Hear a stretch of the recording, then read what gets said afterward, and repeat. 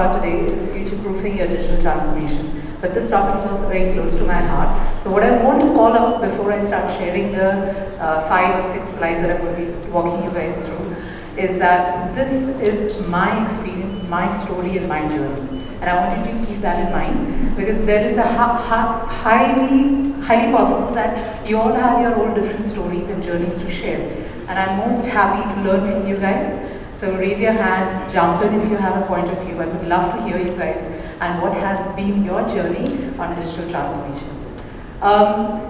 As a kid, I used to always feel and get excited about, when people talk to you, what do they really mean? So this whole concept of what's really going on in everyone's head when they're having a conversation with you was something that excited me the most about the kind of jobs that the profiles that I've always taken up. Which also meant that I always was looking for what is that one thing I can do differently, which can create that I will always remember this experience factor. Which then got me to this whole thing of, in the words that we use nowadays, which is how do you future-proof your digital transformation. And digital transformation has literally become like every organization, every industry is talking about it purely because hail COVID, it did a lot of things to us, including amazing opportunity to work from home, but also putting a lot of pressure on traditional businesses to transform very quickly so that they could keep up with what was happening in the business space, right? Sorry, I'm completely lost on which one to click to move forward. That's how digitally transformed I am. But yeah, okay, let's try this. Oh, it worked, sorry. Yeah, so I'm going to take your help and ask you guys to walk with me through this journey. This journey, which is very close to my heart because this is how I tell the story every time I get on the stage and talk to people about it. So let's imagine, this is also, by the way, what my grandma used to tell me, that all this is fine, but when it was 1930 and I had to go to shop, I had this guy, really warm guy, who would sit next to the counter, ask me what I wanted, talk to me, have a conversation with me about my buying behavior, and then give me the product I wanted to buy. This is all happening next door. It is something that we call the mom and pop stores today. It still exists in a lot of countries. In fact, in Singapore, it was very exciting to see that these kind of stores were all coming back. Because hail COVID, we can't travel very far. So social distancing rocks, mom and pop stores are coming up everywhere. But what changed in 2030? What will change in 2030?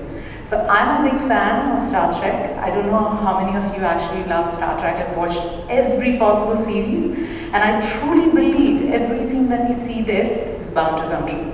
So if you have seen the very first Star Trek, which was done in 1967, the first time travel they refer to is 2024.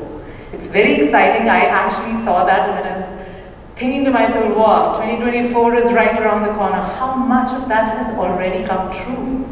So what else is going to happen? The newer Star Treks are already referring to things like this, where you have a smart home who is already detecting the kind of behavior you're going to do. They're predicting the behavior, something Adivit referred to a lot.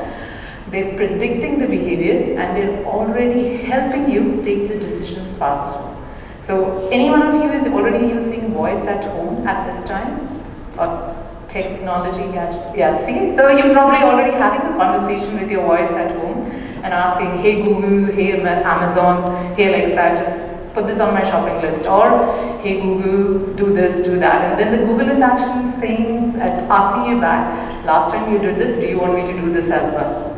So that's already happening, even when we are saying that the real deal will happen in 2030. But something that fascinates me the most about this is that across all of this, the question that we have to keep asking ourselves is, how ready are we for this transformation? Because we still largely, a lot of organizations are still operating traditionally, the ones who got hit the worst by COVID-19. But if I had to give you or tell you that one story which I learned, which kind of stayed constant, and it is literally the handed down story from, I can literally say from my grandparents to my parents to me, is this. The moment of truth is still the same.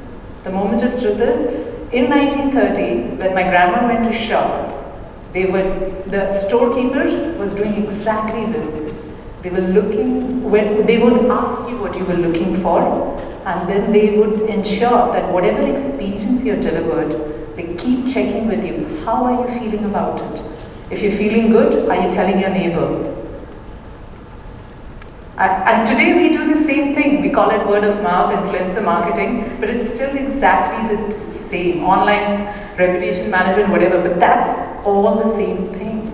It's exactly the same thing that we ask people to do. So, the moral of the story for me was this, that 100 years ago, the hero of the story was you, me, the customer.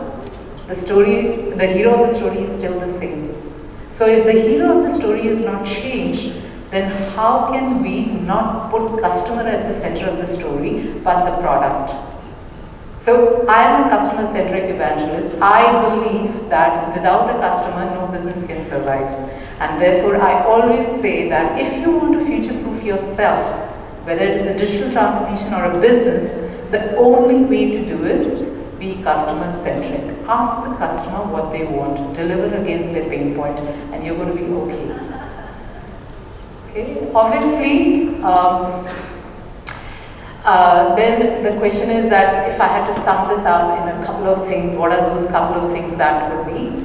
I truly believe, and I promote this, I talk about this a lot wherever I go, in whatever roles I've been, that value exchange was important then. Whether we call it value for money, value for experience, value for the outcome that we are looking for, is at the center of the story. Personalized, if I'm giving data, which is going to become even more critical with the zero-based data policy that is all coming up there, the customer will have the right to take away as an organization, my access to the data. So as a customer, I can stop brands accessing my data. With that kind of a policy, personalized services will literally become the center. Because if they don't become the center, then the consumer will have no reason to give you their data. If we can't deliver personalized experiences, there is no reason for them to give us their data. And of course, convenience. How are you making me, or you, the consumers, your life convenient and easy? Because if you can't, then you're just another product and there is going to be no loyalty. So if you want to stand out, put the customer at the center of the story, understand them, and then start answering these questions, and you're going to be good to proceed from there. So here are my 3 steps, which I keep in mind when I'm doing these kind of exercises, every time I've done that, which is start by asking the customer, and I'm shameless enough to actually go and sit on the other side of the counter, even at the billing desk if required, at the customer service desk, at the concierge, and have a conversation with the consumer to understand what's really going on in their head. What is the pain point that they're trying to solve? And I love doing that because I feel when I engage with them, I get to learn a lot more, not just about what they're saying, but what they're not saying. And I think more often than ever, consumers themselves don't understand what they're actually looking for, and therefore we need to help them express better. Of course, then the service, which is don't deliver a product. The era of product is over. We have to deliver service. Every product is solving a pain point, which is actually the experience of the service the consumer is looking for. So focus on that, and make that the story, the center of the story again. And technology, and that's always been my pain point, and I have nothing against the CIOs, but I do think technology gets overrated. Technology is there, and again, MoEngage team, nothing against you guys. I love you guys and the work we are doing together, but technology is overrated. Technology is here to solve a problem. Look at everything that MoEngage was trying to solve. They're looking at our pain points and trying to solve them. And that's what technology has to do. It has to enable the experience. And we have to understand the pain points so that we can convert it into an experience and find the right technologies to help us deliver those experiences. These are some of my favorite stories. I don't have the time to go through each one of them, but this presentation will be available if you guys want to take it from the team and go through it. The links are already in there. The only one I would like to talk about, which is actually very inspiring for me, is the first one. who is actually a rickshaw wala who got called out at TEDx talks. He's called Anadurai, and the beautiful story about him is how he converted his rickshaw into an experience center. Yeah, and thank you. Like a lot of people are talking about it. It was amazing thing how simple things matter. How his entire rickshaw is now an experience center, right? This is one question which I get asked a lot. So my last two slides, I promise I'm winding up if you guys are already bored. So last two slides, how can my organization take this approach? So again, I love the number 3, so 3-step approach. Listen and ask and you shall receive. Which means listen to your consumers, make the organization aware of it, and see how they are responding. The biggest challenge with this kind of a thing though is small steps, because most organizations respond to this with, oh my God, I need a lot of money for this. But I'm telling you, money is never a problem if you start small. I think the startups have taught us this very well, that it isn't about money, it's about the idea. So if you have a great idea, you will be able to figure out how to start small and scale from there. So believe in test and learn, start small, go from there, and most important, this journey is not easy.